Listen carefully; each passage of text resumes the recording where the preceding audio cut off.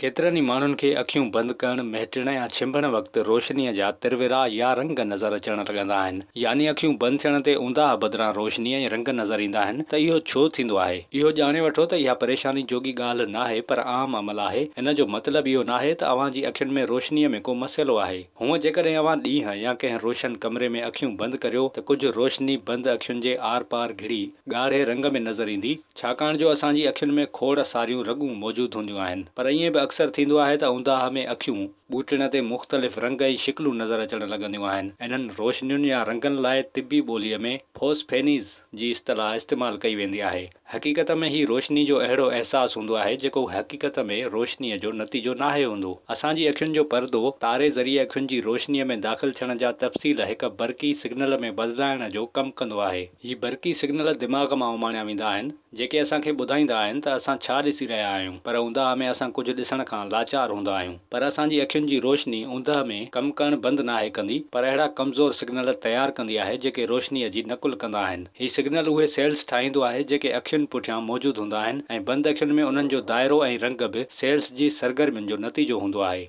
Sales जा signal दिमाग़ ताईं पहुचंदा आहिनि ऐं असांजो दिमाग़ उन्हनि खे कंहिं क़िस्म जी सरगर्मी तसवुरु कंदो आहे। छो जो हू सम्झी नाहे सघंदो त ही हक़ीक़ी रोशनी नाहे, त पोइ असांखे अहिड़ियूं रंगीन रोशनियूं ऐं पैटर्न नज़र ईंदा आहिनि जेके असुल में उते हूंदा ई न आहिनि। यानी इहो हिकु क़िस्म जो अखियुनि जो दोखो हूंदो आहे। अखियूं महिटण ते बि अहिड़े नमूने रंग नज़र ईंदा आहिनि। इन जो सबबु इहो आहे त अखियूं दॿाइण सां रोशनीअ खे ॾिसण वारे हिसे ते दॿाउ पवंदो आहे। इहो दॿाउ फोस्फेनीज़ जे तजुर्बे जो सबबु बणिबो आहे। हींअर अखियूं दॿाए ॾिसो त अव्हां खे ऊंदाह सां गॾु रोशनीअ जो हिकु दाइरो नज़र ईंदो। कुझु माण्हुनि खे अखियूं तमामु घणो तेज़ीअ सां फेराइण ते बि अहिड़े क़िस्म जो तजुर्बो थी सघे थो, ख़ासि तौर ते जेकॾहिं हू अधु राति जो कंहिं ऊंदाहे कमरे में सुजाॻ थींदा। अहिड़े क़िस्म जा रंग ऐं रोशनियूं ॾिसणु नॉर्मल हूंदो आहे, ऐं इहो ई सबबु आहे जो माण्हू इन पासे ध्यानु ई न आहिनि ॾींदा। पर खोड़ भेरा इहो तजुर्बो अखियुनि जी बीमारियुनि जो सबबु बि हूंदो आहे। यानी जेकॾहिं ही रोशनियूं घणे वक़्त ताईं नज़र अचनि या सूरतूं बदिलाइण लॻनि त इहो कंहिं मसइले ॾांहुं इशारो हूंदो। कॾहिं कॾहिं अध मथे जे सूर जे नतीजे में बि अहिड़े क़िस्म जूं रोशनियूं नज़र अची सघनि थियूं। विज़िट कयो अवामी आवाज़ मीडिया ग्रुप जी वेबसाइट awamiawaz.pk